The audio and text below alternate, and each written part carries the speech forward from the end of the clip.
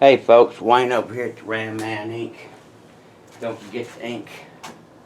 Hey, Dan sent his Midland Ross booster in for his 64 Plymouth. He labeled it real nice. He's got that rod and the screw, original flathead screw and square nuts. They use right here. Of course, the front pieces.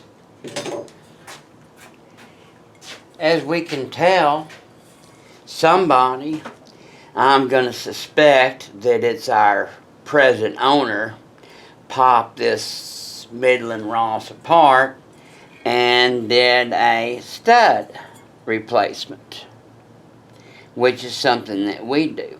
We replace the studs and we braze them in. Somebody welded this in and ground it off on the nose cone and painted it black. Very, very nice. So we can look at this and tell that Dan is a pretty particular client. He wants this shit right, like so many of our others do. That's an old style. So we've got to blast those cases, and then we will plate his cases. And they should turn out like this gentleman here. I forgot his name.